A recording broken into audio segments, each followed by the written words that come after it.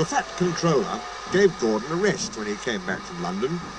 He told James to do his work. James got very conceited about it. "You know, little Toby," he said one day, "I'm an important engine now.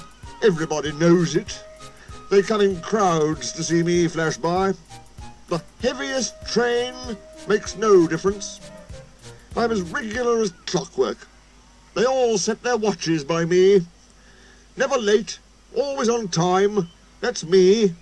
"Says you," replied Toby cheekily. Toby was out on the main line. The fat controller had sent him to the works. His parts were worn. They clanked as he trundled along. He was enjoying his journey. He was a little engine, and his tanks didn't hold much water, so he often had to stop for a drink.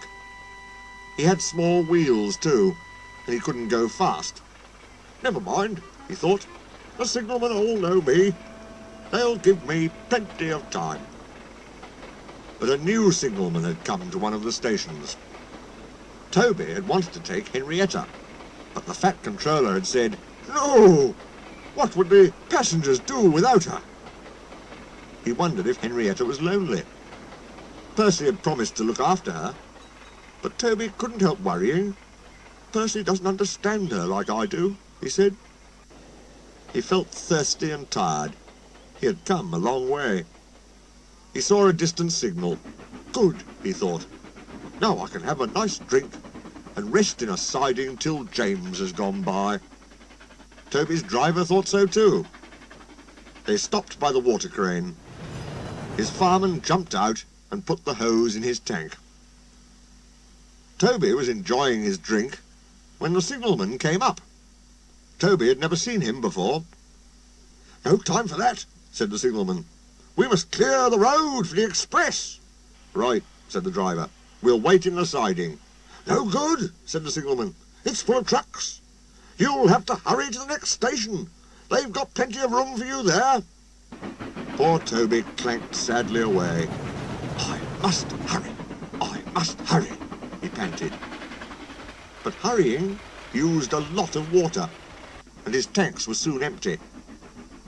They damped down his fire and struggled on, but he soon ran out of steam and stood marooned on the main line, far away from the next station. The fireman walked back. He put detonators on the line to warn James and his driver. Then he hurried along the sleepers. "I'll tell that signalman something," he said grimly. James was fuming when Toby's fireman arrived and explained what had happened. "My fault," said the signalman. "I didn't understand about Toby." "No, James," said his driver. "You'll have to push him." "What? Me?"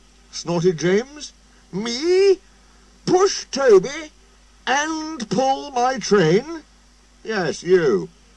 "Shan't." The driver, the fireman, the passengers and the guard all said he was a bad engine.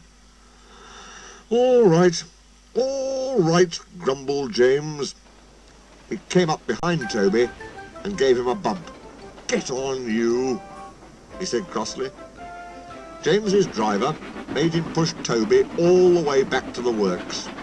"It serves you right for being cross," he said. James had to work very hard, and when he reached the workstation he felt exhausted. Some little boys ran along the platform. "Pooh," said one. "The express is late. A double-header too. Do you know what I think? I think," he went on, "that James couldn't pull the train, so Toby had to help him." "Caw," said James, and disappeared in a cloud of steam.